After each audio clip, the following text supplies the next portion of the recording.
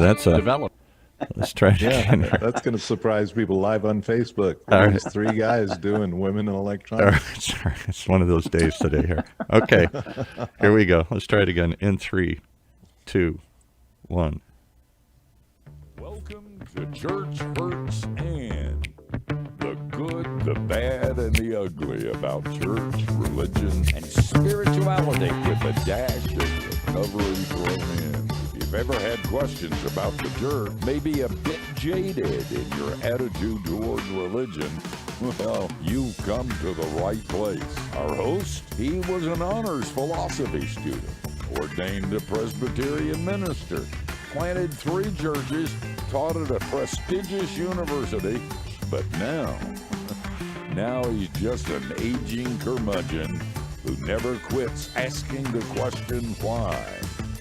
The host of Church Hurts and Dr. John Bash. Looks don't matter. It's what's on the inside that counts. Most of us grew up hearing some version of this. In reality, I'm afraid this little ditty may not hold up so well, but at least it causes us to reflect. Dating sites without photos don't go very far. We want our partners to be deep and thoughtful and caring, but we also want them to have an appearance we find appealing.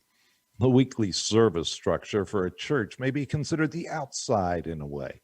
Surely for the beginner or visitor, it is what gets people's attention. Historically, we call it liturgy, the basic structure for a worship service, which includes various readings, creeds, hymns, rituals, and practices which are done in a certain way. Some traditions even have what they call liturgical calendar, following the same readings and celebrations as others on the same dates around the world. Stand up, sit down is the stereotype common to the layman. To the uninformed, it can seem meaningless, repetitive, and lacking in relevance for daily life. In the 1970s and 80s, there was a spasmodic reaction of sorts to the lowest of liturgies even. Perhaps most dramatically, it was symbolized by organs being replaced by guitars, robes by open collars, rituals by attempts at relevance. Ironically, this non-liturgical form became its own liturgy of sorts. While denominational distinctives became less obvious, wording and music selections became in the contemporary church surprisingly uniform. It seemed to be working to stem the tide of attendance decline for a while. But then against the tide stood traditionalists of all forms, denominations, and theological persuasions. Many of them were overtaken by the waves they tried to stop. Others rode their churches down until the doors closed. Our guest today refused to be defined by those categories swirling around him. He still wears a collar. His title is officially the Very Reverend Father. He values the Book of Common Prayer and the 39 Articles and considers himself in the mainstream of the Anglican community. If I keep going, you're going to think he's boring, but you'd be wrong. Welcome to Church Hurts and the Very Reverend Chip Edgar, the founding rector of Church of the Apostles in Columbia, South Carolina. Hey, John, thanks so much for having me. You know, Chip, I'm going to just reverse things. We were talking before the show. It'd be worth people getting to know you a little bit personally. Let's talk about your family, because you're one of those fathers that's allowed to get married, and we're going to talk about that later. But let's talk a little bit about your family. Describe the 5. So my wife Beth and I, we've been married for 31 years now. I'm moving into John Bash territory, which is to say I'm getting to be an old guy. But Beth and I, we've had 3 babies the routine way. So our oldest son, Chase, is studying to be a priest. He and his wife, Jessica, live in Birmingham, Alabama, where he's in seminary. She's in medical school. Well, she's in her residency. She's finished medical school. My son John lives here in Columbia, not far from us. He is a beer distributor for KW Distributors, the Anheuser-Busch distributor here in Columbia. COVID has been incredibly good to him. They sell beer every day, like they sell it on SEC football weekends here. Columbia is an SEC football town, the University of South Carolina, the real USC. The Gamecocks are here.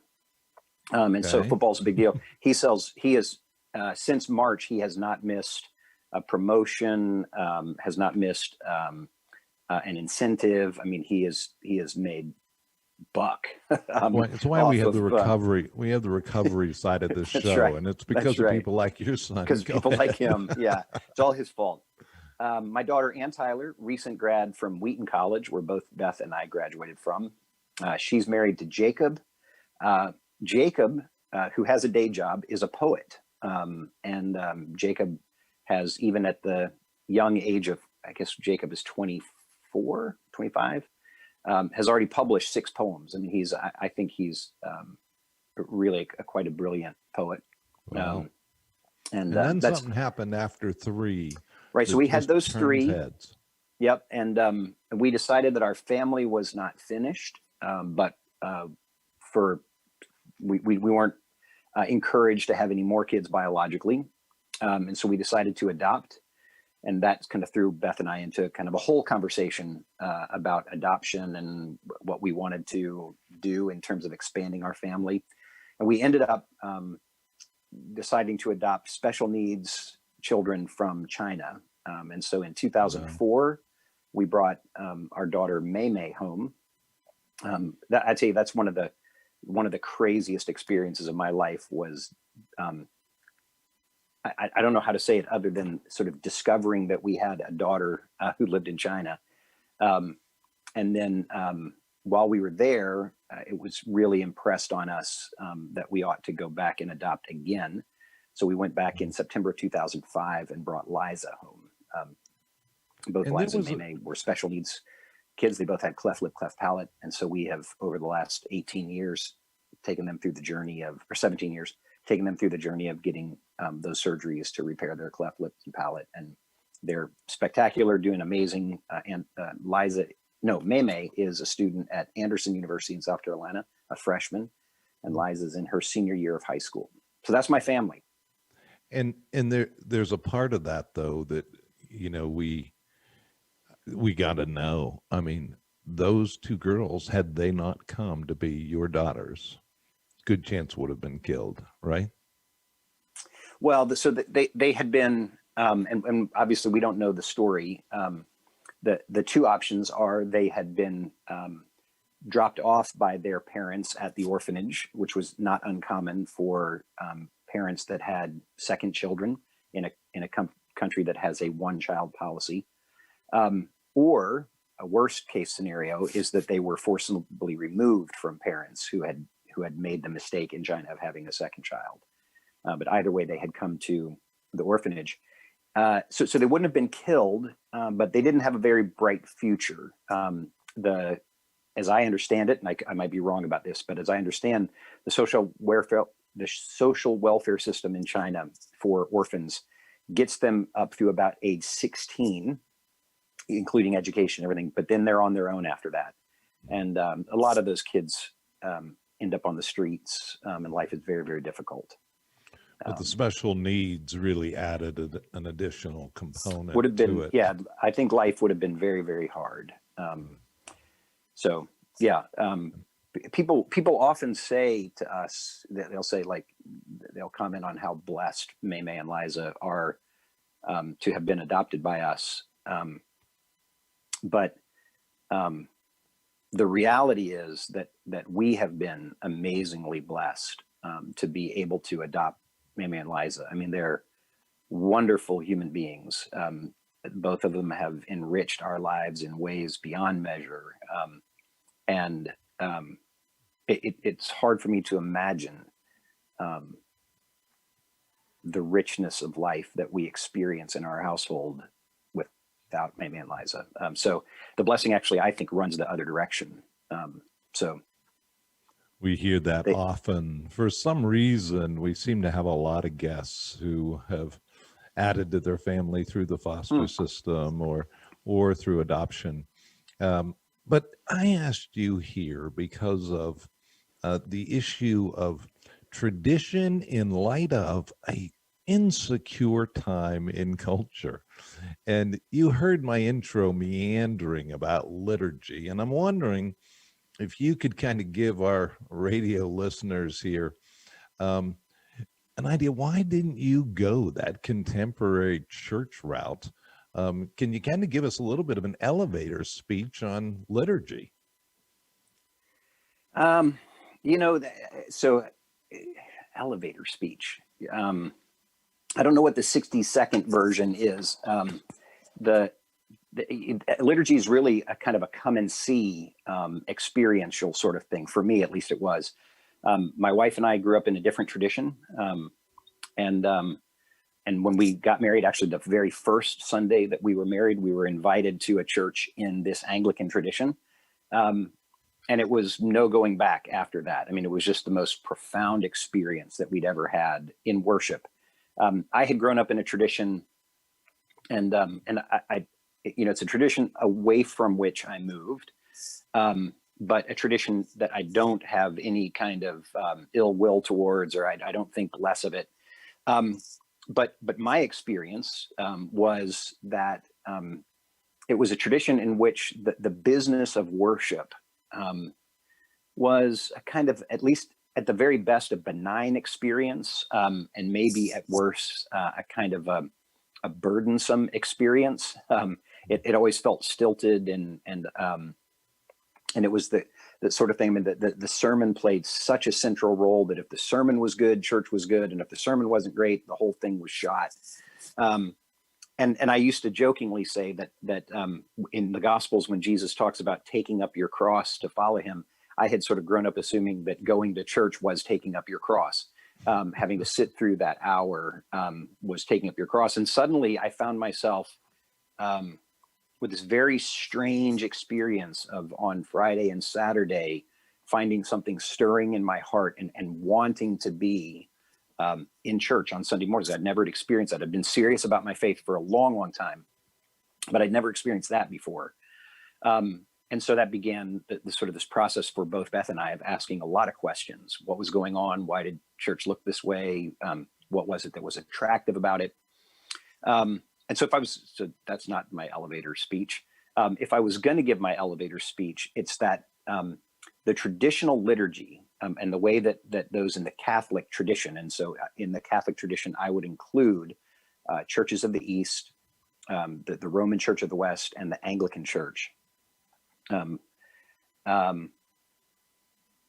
understanding of worship is that it's an opportunity to get us out of ourselves. I spend an awful lot of time worrying about myself and involved in myself, and sort of in the context in which and what the seeker movement, which is what sort of led to that contemporary style of worship. The contemporary church sort of said, we want people to feel at home with themselves. And so come and find sort of what you experience in the rest of your life. What the liturgical experience does is say, you need a place outside of yourself. You need a place where you are not the center of attention, where your attention is called away from yourself and towards God in a way that doesn't happen at other points during the week. And so the liturgy, which emerged over history, times, various locations, in some cases, the church was prominent and powerful and wealthy, from whence the liturgy emerged. In other places, it was poor, downtrodden, a minority voice at best, a persecuted voice. And throughout its history, this liturgy has emerged, which takes us out of our cultural context and places us into another context altogether. Now Chip, that sounds really good. I think the reality of most people in your generation and kind of my generation is that people were leaving those traditions because it felt irrelevant, unconnected, disconnected to real life. And so I know I was in the mainstream of that seeker movement, and my church was typically filled with at least half of people that came out of the Roman Catholic tradition and that kind of formal worship. But somehow the way you do it, you didn't just buy into it the way it was. What'd you do different? Because you're getting people who got bored with the contemporary church, didn't you? Yeah, I mean, that's true. And that's not true of my local parish. I mean, that's true of the Anglican movement, the Anglican renewal movement in the United States. That's kind of characteristic. And books have been written about it. As back as early as the 80s, Bob Weber was writing Evangelicals on the Canterbury Trail. But I think some of it was simply teaching it, believing it. One of the great problems that American Protestantism in the 60s and 70s had was not so much sort of how they behaved on Sunday, but what they actually believed behind how they behaved on Sunday. And I think that the traditional liturgy, invigorated by a vibrant, compassionate, dedicated belief. I mean, that's a 747 that will take off the end of the runway, no question. And people are discovering that. People have discovered that. So I don't know if that's missing. You told me about a youth pastor you ran into recently who was really ready to give up.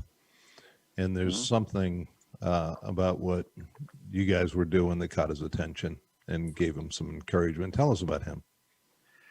So I think there are kind of two pieces to that story. And John, I'll go ahead and apologize off the bat. My spiritual gift, I always tell my congregation, my spiritual gift is obfuscation.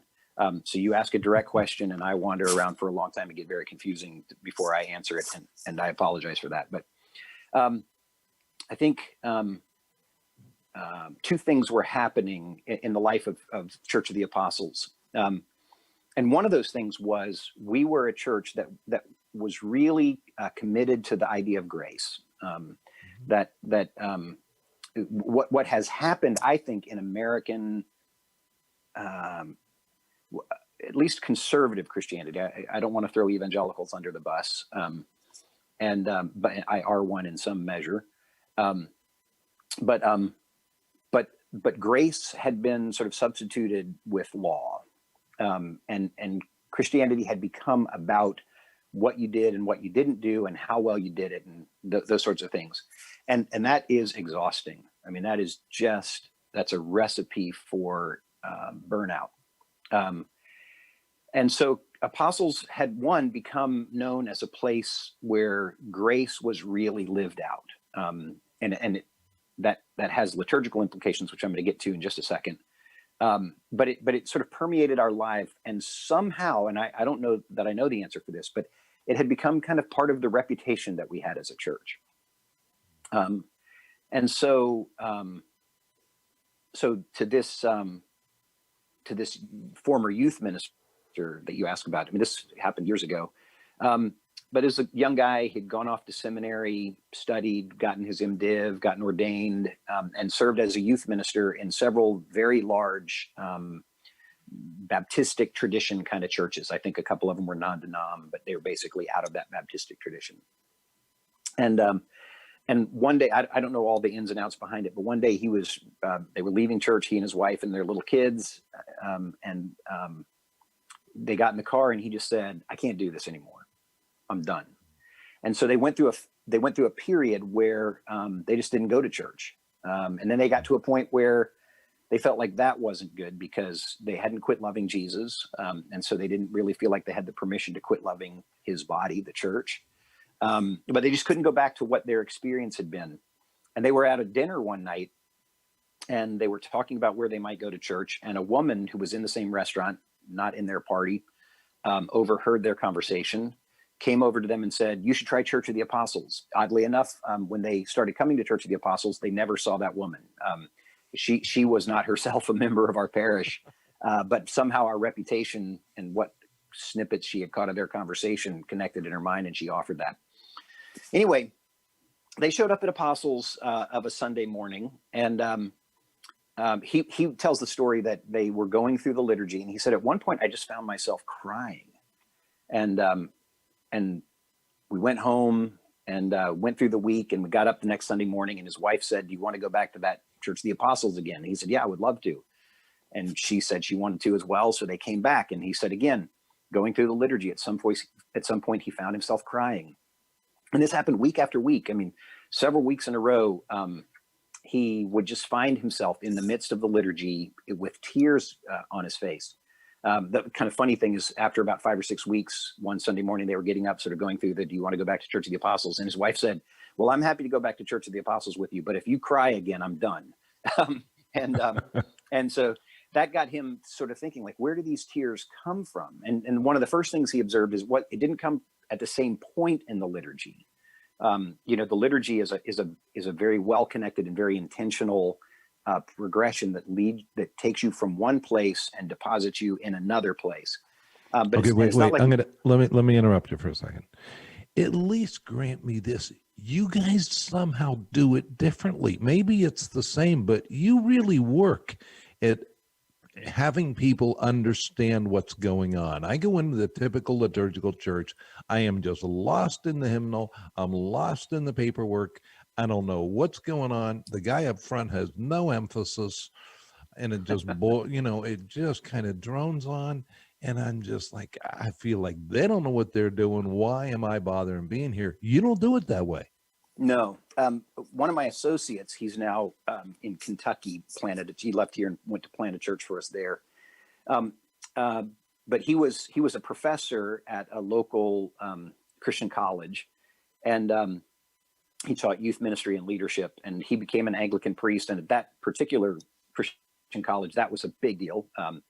This guy wearing a collar in a church that was not a liturgical church. I'm sorry, in a college that wasn't connected at all to the liturgical church.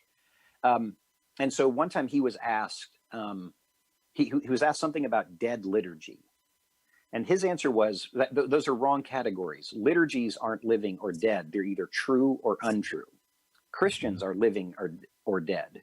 And he said, if you take, vibrant, life-filled Christians connected to a true liturgy, it's a remarkable thing. And I think that's what you have at Apostles, is you've got a very vibrant, it's a congregation that is committed to the gospel, loves the gospel. And I think maybe this is what we teach the liturgy very seriously. That is to say, we help people to understand what that movement is, what's going on in their lives. And I think that when you begin to see that, when you begin to understand what's going on, and that's what this guy's story, this youth pastor's story, he came to realize that what was happening to him, he said, that sort of the promise of worship is that we turn our attention towards God. He said, what was happening to me was that it was either always being turned back on myself.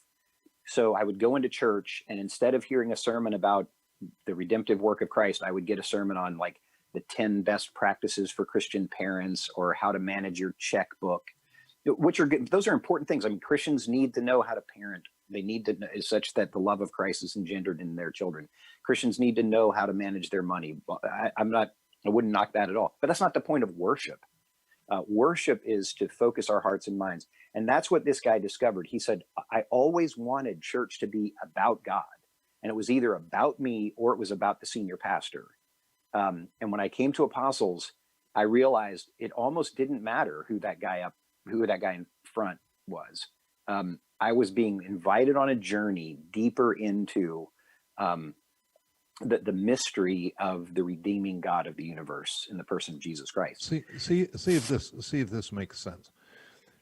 From a more contemporary model is a feeling that the people up front are trying to convince you that this is good, this is relevant, and you ought to stay. In a sense, you're being sold something. Where from your perspective, it's more you're saying to people, we're offering an opportunity to get in touch with God. And Right. if that fits you, we're really glad that you're here. If not, we have a handbook to other churches who might do it a different way. Is that right?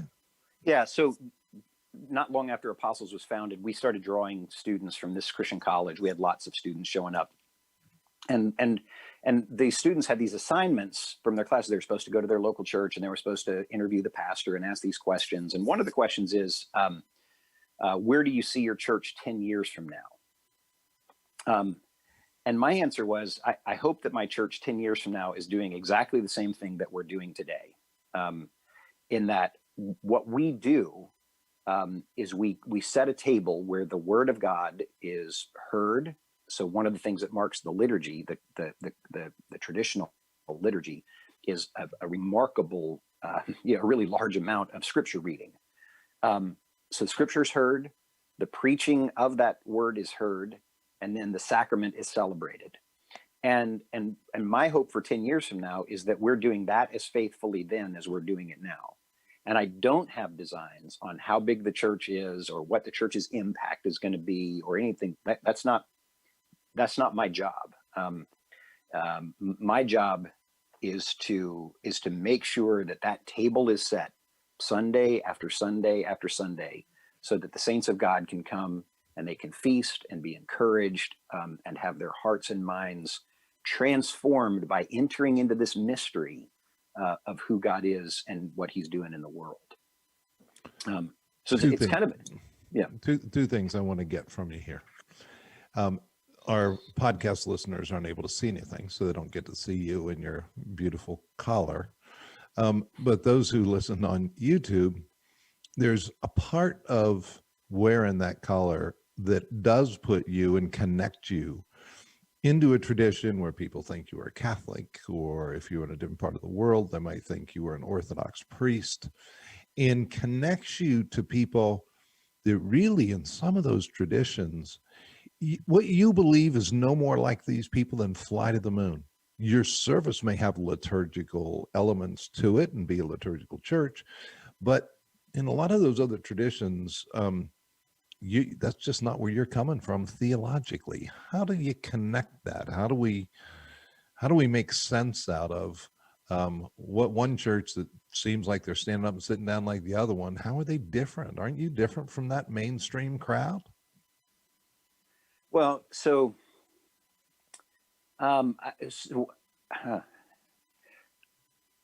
I think that so I share an awful lot of ground with Bishop Robert Barron, the Roman Catholic bishop.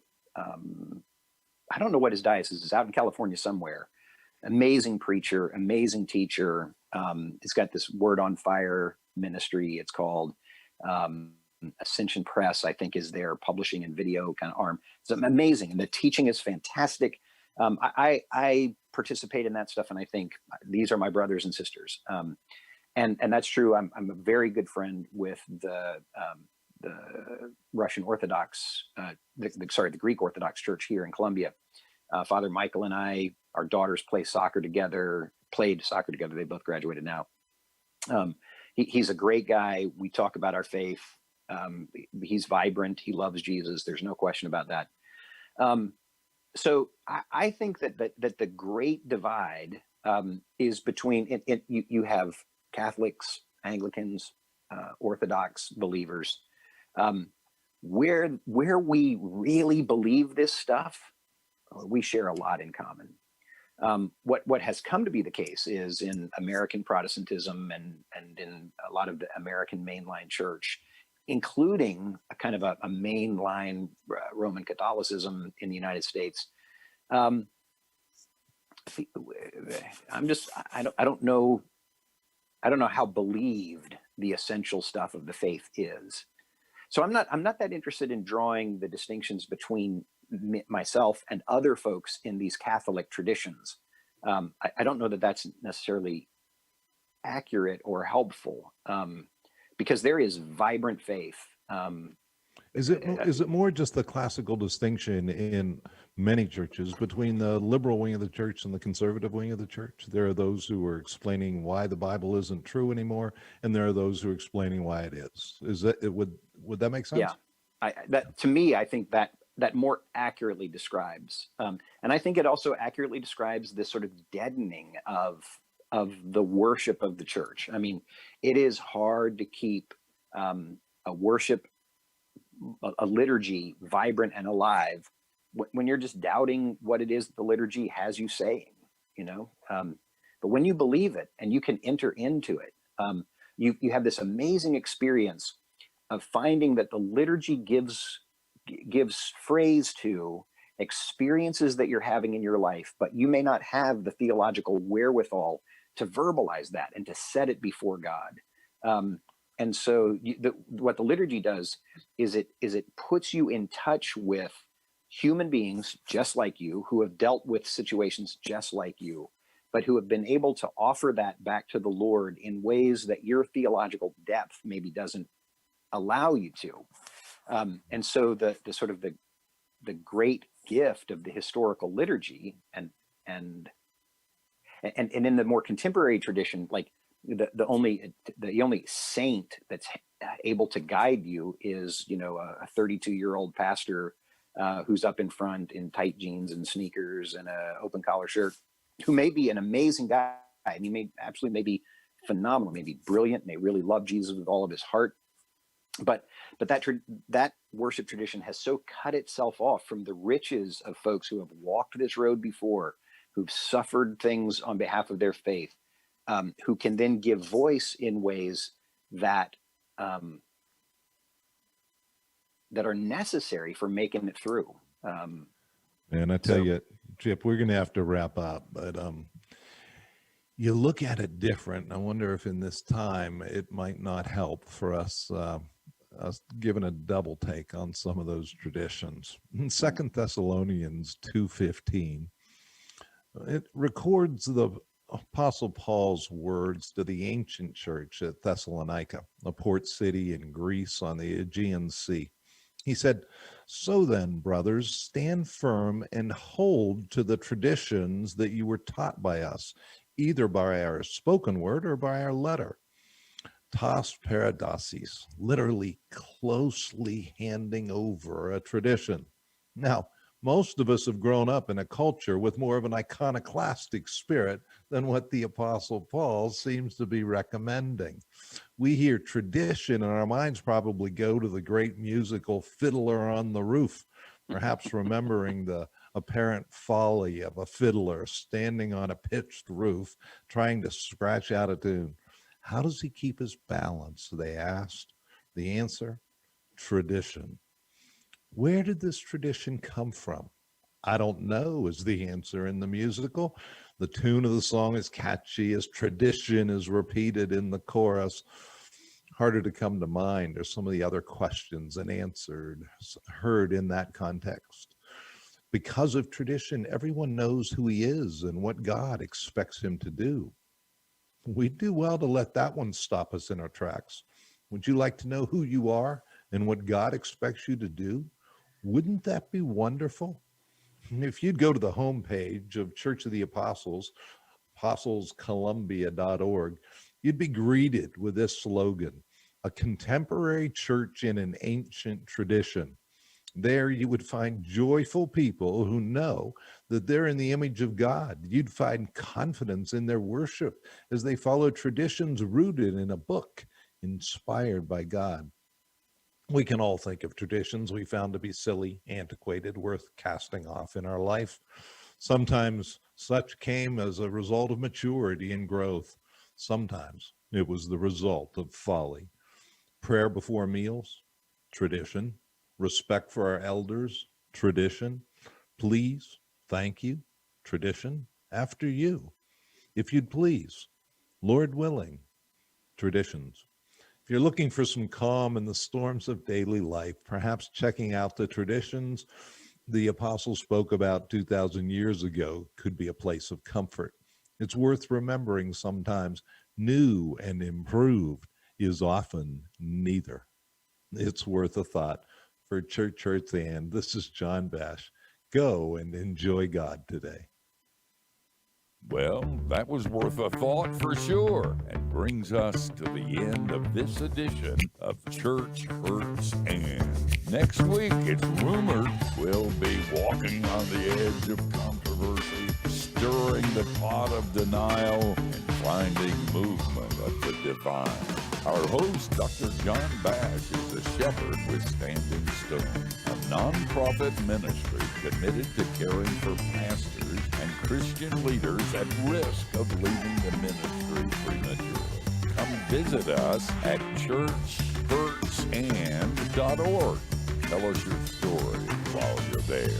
Until then, remember, church hurts isn't the end of the story. Now go into the and enjoy God today, won't you?